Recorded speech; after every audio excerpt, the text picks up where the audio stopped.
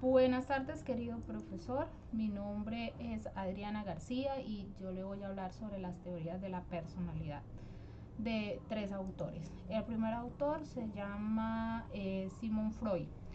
Teorías de la personalidad de Sigmund Freud. Según Freud, el psicoanálisis ha sido la partida de numerosos estudios y se dice que es una ciencia dinámica donde se reconocen estructuras básicas de la personalidad. Según su teoría de la personalidad en psicología, la realidad psicológica freudiana empieza con el mundo lleno de objetos. Entre ellos hay uno en especial, el cuerpo. El cuerpo es especial en tanto como actúa para sobrevivir y para reproducirse, y está guiado a estos fines por sus necesidades. ¿Cuáles son esas necesidades? El hambre, la sed, evitación del dolor y del sexo. En estas teorías se basan tres tópicos explicativos. Entre ellos está el yo, el superyo y el ello. El yo empieza en el primer año de vida. El yo se apoya en la realidad a través de su conciencia, buscando objetos para satisfacer los deseos que el ello ha creado para representar las necesidades orgánicas. Esta actividad de búsqueda de soluciones es llamado proceso secundario. Tenemos después el superyo, que se encuentra con obstáculos en el mundo externo. En ocasiones se encuentra con objetos que ayudan a conseguir las metas, pero el yo capta y guarda celosamente todas estas ayudas y todos estos obstáculos, especialmente en aquellas personas, en aquellas gratificaciones, y castigos que obtiene de los dos objetos más importantes del mundo para el niño, que son la mamá y el papá. También hablamos del ello. El ello traduce las necesidades del cuerpo a fuerzas motivacionales llamadas pulsiones. Esta traslación de necesidades, estas se trasladan de necesidad a deseos. Es lo que se da como conocer como proceso primario. ¿Cómo plantea Freud el desarrollo de la personalidad?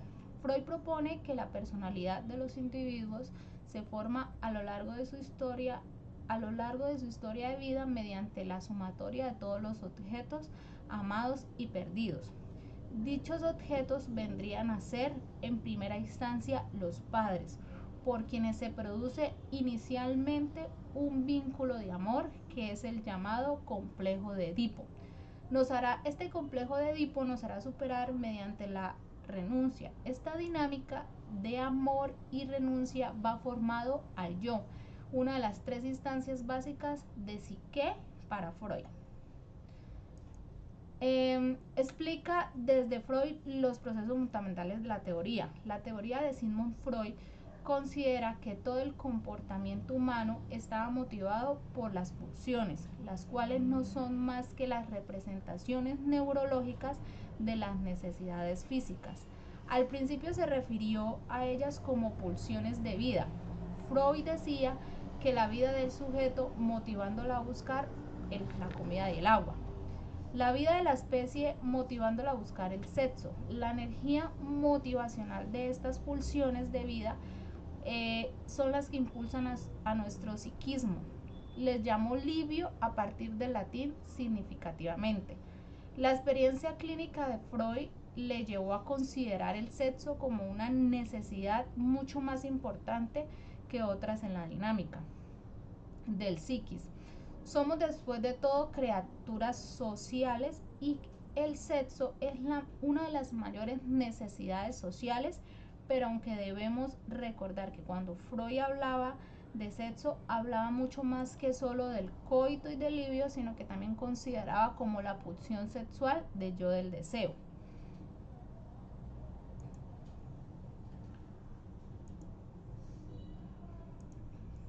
El yo es justo en el centro de grandes fuerzas, la realidad, la sociedad que está representada por el superyo, la biología que está presente por el ello. Cuando estas dos instancias establecen un conflicto sobre el pobre yo, es comprensible que uno se sienta más amenazado, más abrumado y en una situación que parece que se le va a caer pues el mundo encima, como especie si estuviera uno como en una burbuja encerrado sin saber qué hacer.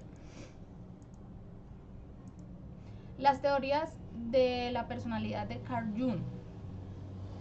Esta teoría de la personalidad de 1921 propone que ciertos arquetipos determinan la conformación de nuestra mente, los cuales permiten la existencia de 8 perfiles posibles de la personalidad, como son el pensamiento introvertido, sentimental introvertido, sensación introvertido, intuitivo introvertido, pensamiento extrovertido, sentimental extrovertido, sensación extrovertido, intuición extrovertido. Freud dijo que la mente de la terapia era hacer conscientemente lo inconsciente. Verdaderamente se hizo este postulado al núcleo de su trabajo como lo teórico. Y además definió al inconsciente como algo muy poco placentero. ¿Cómo plantea Jung el desarrollo de la personalidad? La inconsistencia personal sería como lo que las personas entienden por inconsistencia, en tanto incluyen ambas memorias, las que podemos atraer rápidamente a nuestra conciencia y aquellos recuerdos que han sido reprimidos por cualquier razón. La diferencia estriba en que no contienen los instintos como Freud incluía después de describir al inconsciente personal.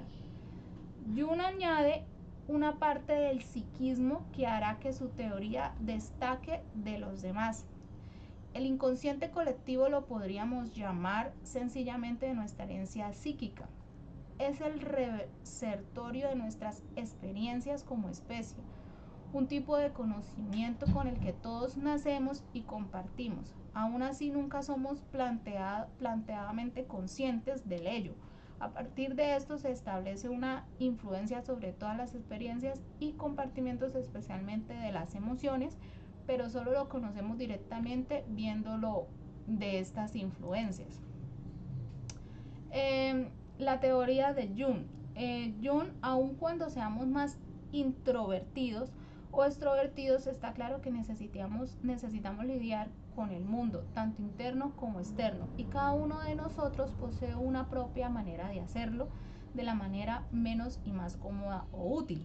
Estos términos se han confundido con vocablos como timidez y sociabilidad, debido en parte a que los introvertidos suelen ser más tímidos y los extrovertidos tienden a ser como más sociables.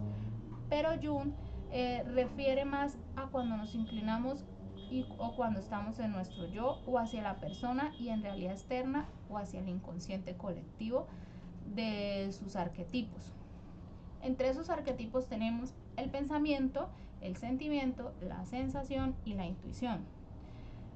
Pensamiento. Se supone que evaluar la información o las ideas de forma racional y lógica. Jung llamó a esta función como racional a la toma de decisiones en base a juicios. El sentimiento es el acto de sentir como el de pensar. En este caso está dirigido a la consideración de la respuesta emocional. En Jung le llamó racional evidentemente no a la manera en que estamos acostumbrados a usar el término. También tenemos la sensación. Suponemos que es la acción de obtener información a través de los significados de los sentidos. Una persona sensible es aquella que dirige su atención a observar, a escuchar y por lo tanto a considerar esta función como una de las más irracionales, a lo que es lo mismo que comprende más de las percepciones del juicio.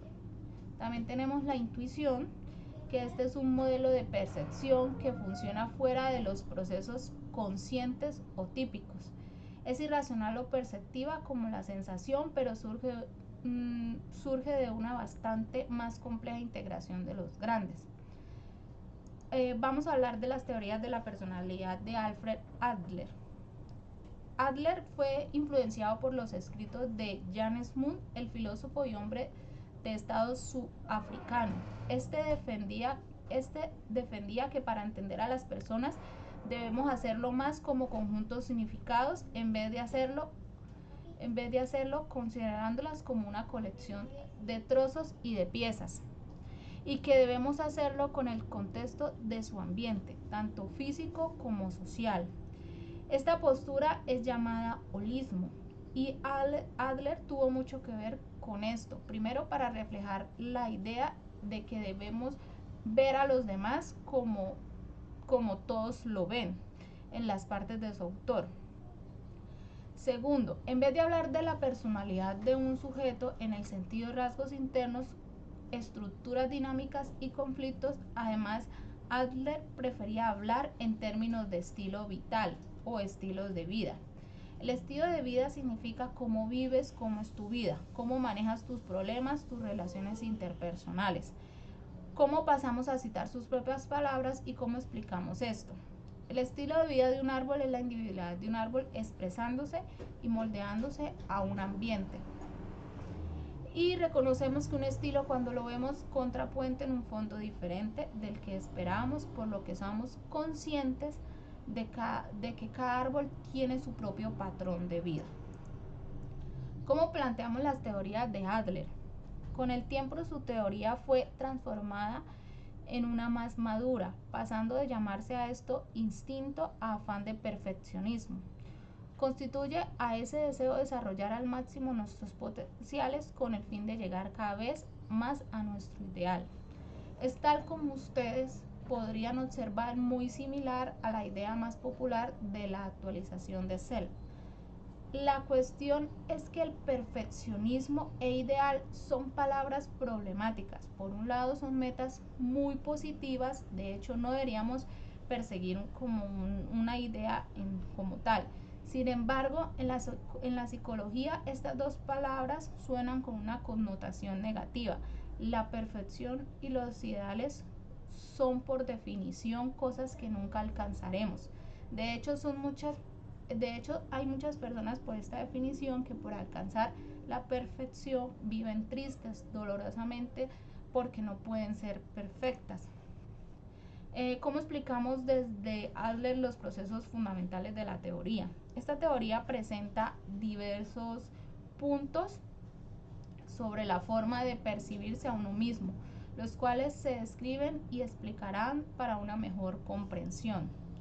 Sentimiento de inferioridad. Una de las teorías es el sentimiento de inferioridad como fuente del esfuerzo sobrehumano. Sobre estos diversos autores señalamos que la teoría adleriana estará dirigida hacia la situación de inseguridad que moviliza toda la conducta o todo el sentimiento de inferioridad. Adler, al igual que Freud, también tenían una visión tan optimista sobre el ser humano. Incluso afirmaban que el ser humano significaba que era un ser inferior, aunque optimista, aunque debido a esta condición es igual para todos, no debe ser entendido como una debilidad o un defecto de dicha inferioridad. Otro de los elementos claves es la lucha constante por la perfección o superación, en donde uno tiende a alcanzar la superioridad. Entiéndase como lograr la plenitud personal. Con que ello surge la cuestión de que debe buscar un ideal de vida, una meta imaginaria, a la cual Adler llamaría finalismo o ficticio, con las metas que parece una manera particular de llevarse a cabo una serie de conductas características del individuo.